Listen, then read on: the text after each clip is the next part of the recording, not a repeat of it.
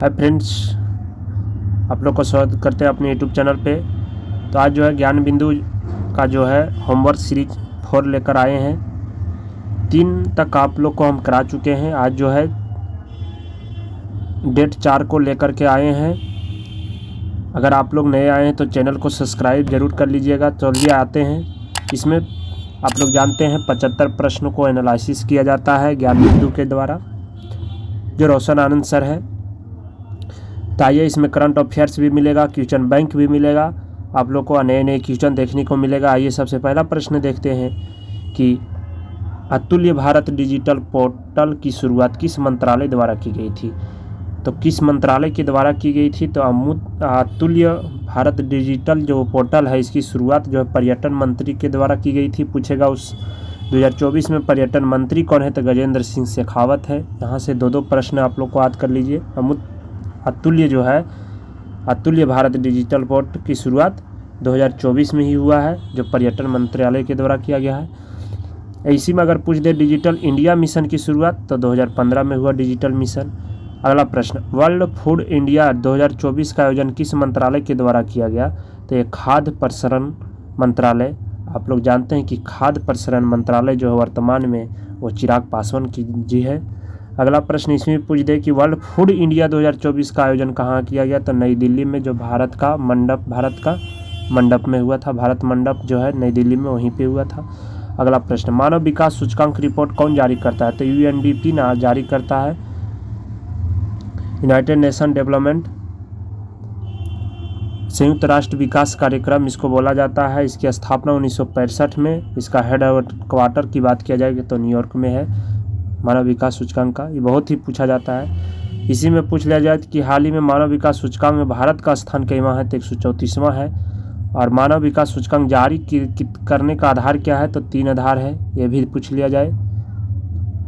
अगला प्रश्न, मिजोरम के शुभ्र शरणार्थियों को पुनर्वास के लिए भूमि किस राज्य ने आवंटित किया है? तो ये त्रिपुरा राज्य ने मिजोरम को आवंटित किया है। भू शरणार्थी को पुनर्वास की मंजूरी किसने दिया था? तो अमित शाह ने, गृह मंत्री जो है उसी को देना है। शरणार्थियों को प्रति माह कितने राशि आवंटित किया जाएगी? तो 5,000 प्रति माह भी दिया जाएगा उन लोग को। अगला प्रश्न, 8वां स्वच्छता सर्वेक्षण में सबसे शीर्ष पर कौन सा शहर रहा? तो सबसे शीर्ष पर कौन सा शहर रहा? इंदौर पर लगातार 7वीं बार रिकॉर्ड रहा। भारत का, इसी में पूछ दिया कि भारत का पहली वाटर प्लस सिटी कौन है? तो वाटर प्लस सिटी इंदौर है। वायु गुणवत्ता में सर्वाधिक स्वच्छ शहर सूरत है। अगला पूछ दे इसी में कि सबसे स्वच्छ गंगा टाउन, यानी कि गंगा के किनारे जो कौन सा टाउन है? तो वाराणसी और प्रयागराज, ये भी पूछ लिया जाए। अगला प्रश्न, भारत में बहुआयामी गरीबी सूचकांक कौन जारी करता है? तो नीति आयोग।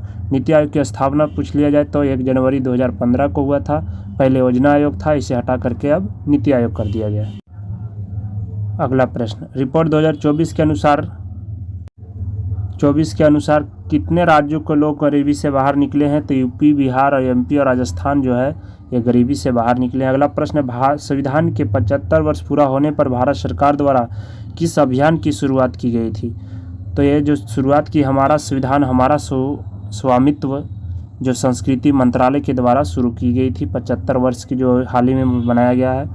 अगला प्रश्न, संविधान संस्कृति और राष्ट्र नामक पुस्तक किसके द्वारा लिखी गई? तो कलराज मिश्र द्वारा लिखी गई। ये ध्यान रखिएगा, संविधान संस्कृति और राष्ट्र नामक पुस्तक किसके द्वारा लिखी गई? कलराज मिश्रा द्वारा। अगला प्रश्न है, पहली डिजिटल जनसंख्या घड़ी किस शहर में लगाई गई? तो पहली डिजिटल जनसंख्या घड़ी किस शहर में लगाई गई? तो बेंगलुरु में लगाई गई थी, बेंगलुरु में। अगला प्रश्न, पहली ई लोक अदालत की शुरुआत कहाँ की गई थी? तो ई लोक अदालत की शुरुआत छत्तीसगढ़ में की गई थी। अगला प्रश्न, भारत का पहला अनाज एटीएम कहाँ लगाया गया? तो उड़ीसा में लगाया गया। अगला प्रश्न है, पीएम गरीब कल्याण अन्न योजना की शुरुआत कब की गई थी? तो मार्च 2020 में शुरुआत की गई थी। अगला प्रश्न है, हाल ही में पोर्ट ब्लेयर नाम बदलकर क्या रख दिया गया है? तो आप लोग जानते हैं श्री विजयपुरम। पोर्ट ब्लेयर जो है अंडमान निकोबार की राजधानी भी है, उसका नाम बदला गया है, श्री विजयपुरम कर दिया गया है। अगला प्रश्न है, CNI परियोजना किन राज्यों के बीच है? तो CNI परियोजना जो है चेन्नई और अंडमान निकोबार के बीच है 2020 में ही। और इसमें अंडमान निकोबार में बहुत सारे द्वीप है। रॉस द्वीप, इसका नाम चेंज कर दिया गया है, सुभाष चंद्र बोस हो गया है। सुभाष चंद्र बोस द्वीप इसे बोला जाता है। हैवलॉक द्वीप को स्वराज द्वीप कह दिया गया है। अगला प्रश्न, राष्ट्रीय समुद्री विरासत कहाँ अवस्थित है? तो राष्ट्रीय समुद्री विरासत जो है लोथल में, ये लोथल जो है गुजरात में है। किस नदी के किनारे पूछ लिया जाए तो भोगवा नदी के किनारे है, ध्यान रखिएगा। अगला प्रश्न है, चुनाव आयोग द्वारा वर्ष 2024 के चुनाव में दिव्यांग चुनाव आइकन किसे चुना गया? तो शीतल देवी और राकेश मिश्रा को दिव्यांग चुनाव आइकन को चुना गया। अगला प्रश्न, समान नागरिक संहिता पूर्णतः प्रभावी रूप से किस राज्य में ने लागू किया? तो ध्यान रखिएगा, अभी बहुत ही बढ़िया प्रश्न है। उत्तराखंड। आप पूछ लिया जाए कि अनुच्छेद किस में है? तो 44 में है। ये जो DPSP है, राज्य के नीति निदेशक तत्व, डायरेक्टर प्रिंसिपल स्टेट पॉलिसी में पहली बार पूछ लिया जाए कि किसने लागू किया था समान नागरिक संहिता? तो गोवा ने किया था। और एक और उसमें द्वीप था, जब हम बता रहे थे कि अंडमान निकोबार में 3 द्वीपों का नाम बदला गया था, उसमें से एक नील द्वीप भी है जिसको द्वीप का नाम बदल दिया गया है शहीद द्वीप। और इसमें रॉस द्वीप को सुभाष चंद्र बोस द्वीप, हैवलॉक द्वीप को क्या कर दिया गया? हैवलॉक द्वीप को स्वराज द्वीप कर दिया गया है। और एक और ध्यान रखिएगा, नील द्वीप को शहीद द्वीप कर दिया गया है। खूंखार जनजाति है सैडलिच, जो है सैडलिच जनजाति को कहते हैं। सैडली जो अंडमान निकोबार में है, खूंखार जनजाति कहते हैं उसे। भारत की सबसे बड़ी जनजाति भील है, सेकेंड में गोंडा पड़ता है। सेकेंड में जो है भारत की सबसे बड़ी जनजाति गोंडा है और सबसे बड़ी जनजाति भील है। जो कहाँ मिलेगा? तो मध्य प्रदेश में सबसे ज़्यादा भील है। अगला प्रश्न, किस राज्य द्वारा अलग से भील प्रदेश की मांग की गई थी? तो राजस्थान में। अगला प्रश्न, एक वाहन एक स्टैगर पहली किस प्राधिकरण द्वारा शुरू की गई थी? तो NHAI। भारत में राजमार्ग के संरक्षण की जिम्मेदारी है NHAI। अगला प्रश्न है, खाद्य श्रृंखला में ने किसे पूर्णतः शाकाहारी कहा गया? तो प्राथमिक श्रेणी को कहा गया, प्राथमिक श्रेणी को कहा गया, प्राथमिक श्रेणी। अगला प्रश्न, पंचायत को वित्त प्रदान करने के लिए राज्य वित्त आयोग का गठन किस अनुच्छेद के तहत किया गया? तो 243 के 1 में पंचायत का जितने भी जो अनुदान दिया जाता है, जितने भी उसका फंड निर्धारित किया जाता है, वे राज्य का वित्त आयोग के द्वारा ही किया जाता है, ध्यान रखिएगा। और ये अनुच्छेद 243 के फर्स्ट में ऐसा कहा गया। अगला प्रश्न है, संपत्ति का मौलिक अधिकार को किस संवैधानिक संशोधन द्वारा हटाया गया? तो ये जो है संविधान संशोधन के द्वारा हटाया गया। कौन से? तो ये संविधान संशोधन है 44वें संविधान संशोधन 1978, जिसे 300 के ए में जोड़ दिया गया है, अब कानूनी अधिकार बन गया है। अगला प्रश्न है, जल का आयतन 0 से 4 डिग्री तक गर्म करने पर घटता है तथा 4 डिग्री सेल्सियस के बाद उसके आयतन पर क्या प्रभाव पड़ता है? तो ये बढ़ेगा। अगला प्रश्न है, लॉर्ड हेस्टिंग को मार्क्वेस ऑफ हेस्टिंग की उपाधि किस संधि के द्वारा दी गई? तो ये संधि था, ये संधि कौन सी संधि के द्वारा दिया गया? तो संधि सुगौल की संधि जो 1815 में ही हुआ था। अगला प्रश्न, 9 दिसंबर 1946 को संविधान सभा के प्रथम बैठक कहाँ आयोजित की गई थी? तो सच्चिदानंद सिन्हा जो इसके अध्यक्ष थे, प्रथम बैठक में सच्चिदानंद सिन्हा को किया गया, जो दिल्ली में हुआ था। अगला प्रश्न और दूसरा पूछ लिया जाए तो 11 दिसंबर 1946 को डॉक्टर राजेंद्र प्रसाद को जो अस्थायी रूप से अध्यक्ष बनाया गया, ये अस्थायी थे सच्चिदानंद सिन्हा, ध्यान रखिएगा। अगला प्रश्न, महात्मा गांधी के संस्थाओं को सही से सुमेलित करने के लिए बोला गया है। तो इसमें आप लोग देख सकते हैं, एक नटाल इंडिया है, नटाल इंडिया कांग्रेस जो 1894 में, जब गांधी जी यहाँ से 1893 में भारत से 1893 में गए थे, तो वहाँ जा कर के नटाल इंडिया के ही सबसे पहले वहाँ पे स्थापना की थी। अगला प्रश्न उसी में है, फिनिक्स आश्रम। फिनिक्स आश्रम 1904 में, ध्यान रखिएगा। टॉलस्टॉय 1910 में, टॉलस्टॉय से जो काफ़ी प्रभावित हुए थे। हरिजन सेवक संघ 1932 में इसकी। साबरमती आश्रम इसका सही आंसर होगा, साबरमती आश्रम। अगर पूछ लिया जाए साबरमती आश्रम तो 1916 में इसकी स्थापना हुई। अगला प्रश्न, विद्युत फ्यूज विद्युत परिपथ के सदैव किस क्रम से संबंधित है? किस क्रम में जोड़ा जाता है? तो श्रेणी क्रम में जोड़ा जाता है, ध्यान रखिएगा। कौन सा क्रम में? श्रेणी क्रम में। प्रतिरोध विद्युत फ्यूज का प्रतिरोध जो होता है उच्च होता है, लेकिन गलनांक और प्रतिरोध दोनों उच्च होता है। गलनांक और प्रतिरोध दोनों उच्च होता है। विद्युत फ्यूज जो होता है शीशा और टिन की मिश्र धातु की बनी होती है। अगला प्रश्न, द्रविड़ सत्यापन कला की शुरुआत किस मंदिर की स्थापना में मानी जाती है? कांची की कैलाश मंदिर, जो नरहरि सिंह देव द्वितीय ने पल्लव वंश के था। अगला प्रश्न है,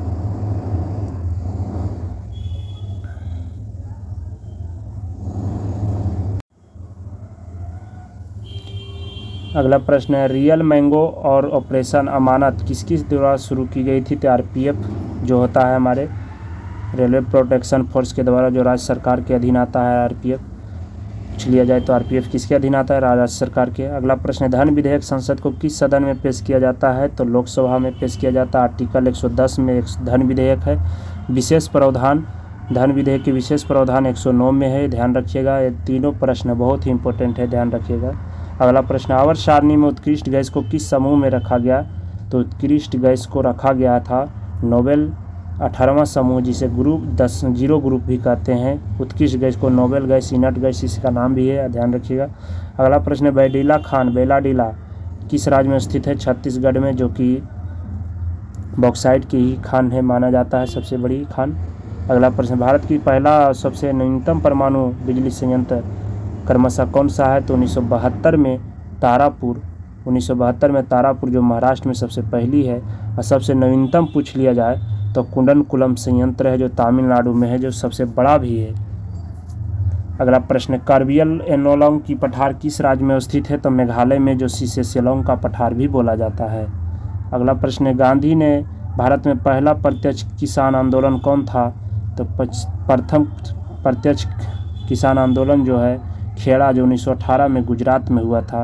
अब पहला किसान आंदोलन सिर्फ पूछ लिया जाए, प्रत्यक्ष नहीं, तो हो जाएगा चंपारण हो जाएगा। अगला प्रश्न, चंपारण में ही सबसे पहली बार सविनय आंदोलन का प्रयोग किया था गांधी जी, से ध्यान रखिएगा।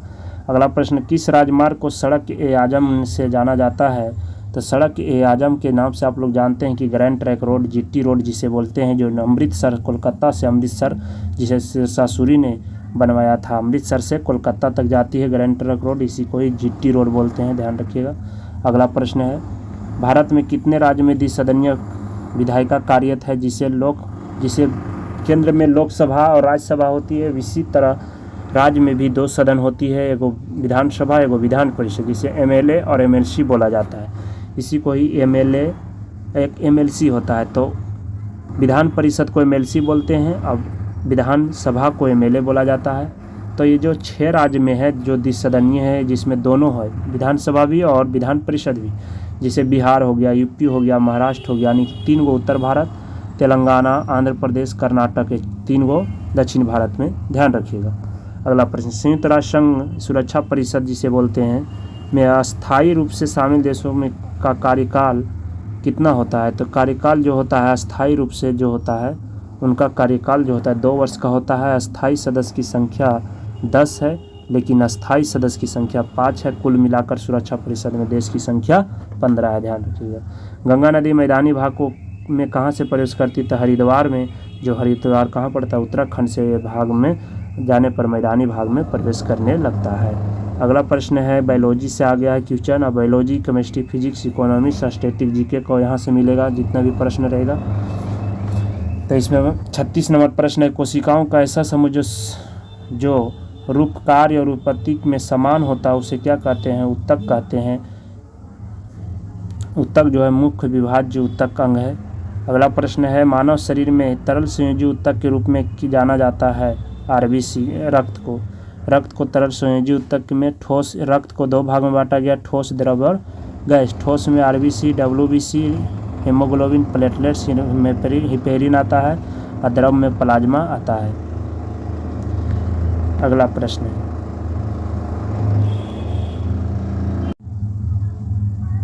वह उत्तक, अगला प्रश्न, वह उत्तक जो प्राथमिक वृद्धि के लिए उत्तरदायी है विभाज्य उत्तक कहलाता है। किसी पौधे के तने को, घेरे को बढ़ाने के लिए कौन सा उत्तक उत्तरदायी है? पार्श्व उत्तक, तने में को वृद्धि के लिए। अगला प्रश्न है, पौधे का सबसे बाहरी स्तर छिलका को क्या कहते हैं? कोशिका भित्ति कहते हैं। अगला प्रश्न, वह संवहन मंडल जिसमें जाइलम के दोनों ओर फ्लोएम पाया जाता है वह कहलाता है जटिल अस्थायी ऊतक, जिसे संवहनी मंडल भी कहते हैं। अगला प्रश्न, पुराने पेड़ को जब काटा जाता है तो बीच का केंद्रीय भाग मजबूत, घना और गहरे कथाई रंग का होता है, उसे सीरियला या वलय या काष्ठ हृदय कहते हैं। अगला प्रश्न, जाइलम फ्लोएम का निर्माण कितने तत्वों से होता है? तो 4 तत्वों से होता है जाइलम और फ्लोएम का निर्माण। इसमें चालनी नलिकाएँ सब जो होती है 4। अगला प्रश्न, किस प्रकार के ऊतक के शरीर की सुरक्षा को कवच करता है? उपकला ऊतक, जिसे एडिपोज ऊतक भी कहते हैं। अगला प्रश्न, निम्नलिखित में से कौन सा ऊतक लाल ग्रंथि और श्वेत ग्रंथि में पाई जाती है? तो ये जो है क्यूबियाइड ऊतक, जो ये लाल ग्रंथि और श्वेत ग्रंथि बाह्यस्रावी ग्रंथि भी है। अगला प्रश्न, इसमें कथनों का विचार करने बोला है। तो टेंडन मांसपेशियों को अस्थि से अथवा दूसरी मांसपेशियों से जोड़ता है, उसे टेंडन कहते हैं, सही बात। लिगामेंट, हड्डियों और हड्डियों को जोड़ने से जो बनता है उसे लिगामेंट कहते हैं, ये भी सही बात है, दोनों कथन सही है। अगला प्रश्न, ऑस्टियोब्लास्ट नामक उपस्थिति रहती है, ऑस्टियोब्लास्ट नामक उपस्थिति हड्डी में। अगला प्रश्न, हिस्टामिन एक प्रकार की प्रोटीन है जो भाग लेती है रक्त जमाने में। अगला प्रश्न है, आहार नाल के एक भाग से दूसरे भाग को भोजन का प्रवाह किस पेशी को संकुचन करता है? ते जो है रेखीय प्रसार को संकुचन करता है। अगला प्रश्न है, संवेदना का चालन शरीर के एक भाग से दूसरे भाग में होता है, तंत्रिका ऊतक। अगला प्रश्न, परमाणु में इलेक्ट्रॉन को अस्तित्व को पता लगाया अथवा इलेक्ट्रॉन की खोज किसके द्वारा की गई? जो थॉमसन के द्वारा की गई थी। इसमें विचार करने बोला, कैथोड किरण इलेक्ट्रॉन की बनी होती है, सही है। एनोड अथवा कैनाल किरण प्रोटॉन के बनी होती है, प्रोटॉन की बनी होती, सही है, दोनों कथन सही है। अगला प्रश्न, परमाणु नाभिक की खोज रदरफोर्ड ने किन कणों की सहायता से की थी? तो अल्फा कण। अगला प्रश्न, किसी परमाणु को परिक्रमण कर रहे इलेक्ट्रॉन की कुल ऊर्जा होती है नकारात्मक होती है, क्या होती है? नकारात्मक होती है। अगला प्रश्न है, किसी परमाणु के परमाणु द्रव्यमान और द्रव्यमान के अंतर को क्या कहते हैं? तो द्रव्यमान ह्रास कहते हैं, द्रव्यमान ह्रास या द्रव्यमान घाटा।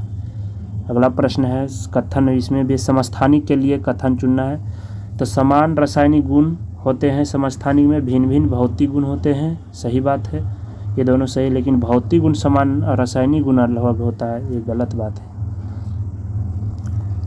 ये संभारिक में होता है। कोबाल्ट समस्थानिक 60 का उपयोग किया जाता है तो कैंसर में। अगला प्रश्न है, रक्त परिसंचरण तंत्र में रक्त को थक्का की स्थिति का पता लगाने के लिए किस समस्थानिक का प्रयोग किया जाता है? सोडियम 37 का उपयोग किया जाता है। वाहनों की चाल मापने हेतु कौन सा उपकरण?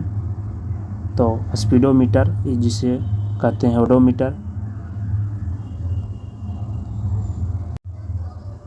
अगला प्रश्न, संवेग में परिवर्तन की दर में किस राशि को सूचित किया जाता है? संवेग में परिवर्तन की दर को पहले क्या कहते हैं? बल कहते हैं, ना कि त्वरण।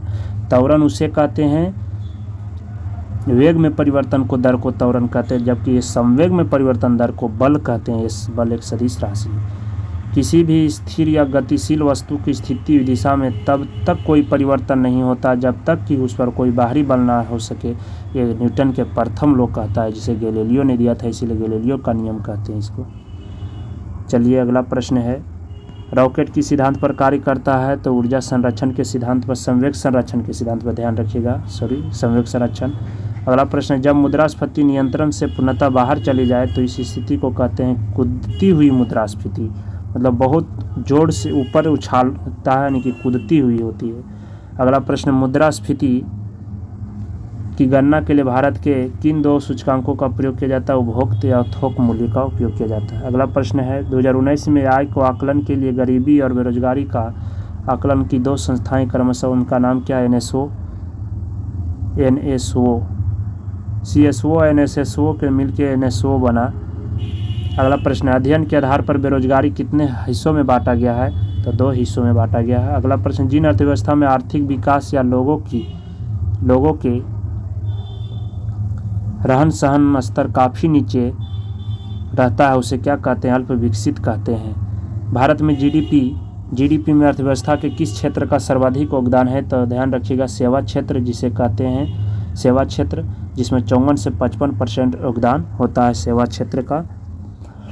अगला प्रश्न, ऑटोमोबाइल उद्योग अर्थव्यवस्था के किस सेक्टर में आते हैं? तो द्वितीयक सेक्टर में आते हैं, जिसे सेक्टर मतलब प्राथमिक क्षेत्र, द्वितीयक क्षेत्र और तृतीयक क्षेत्र। तो प्राथमिक क्षेत्र को कृषि क्षेत्र, द्वितीयक क्षेत्र को औद्योगिक क्षेत्र और तृतीयक क्षेत्र को सेवा क्षेत्र कहते हैं। अगला प्रश्न है, अर्थव्यवस्था का वह प्रकार कौन सा है जिसमें हम किसी क्षेत्र की आर्थिक गतिविधि का एक व्यापक रूप अध्ययन करते हैं? तो समष्टि कहलाता है, समष्टि कहलाता है। एक आदमी की आय व्यष्टि, एक आदमी की आय को व्यष्टि कहते हैं, एक आदमी की आय को व्यष्टि और अर्थव्यवस्था पूरे जनसंख्या को अध्ययन को समष्टि कहते हैं। भारतीय अर्थव्यवस्था में एक वित्तीय वर्ष की अवधि क्या होता है? 1 अप्रैल से 31 मार्च को वित्तीय वर्ष मनाया जाता है। अगला प्रश्न है, भारत में स्वतंत्रता के बाद पहली बार आय का आकलन किस समिति के द्वारा किया गया था और कब? तो 1949 में पीसी महालनोबिस समिति के द्वारा किया गया था।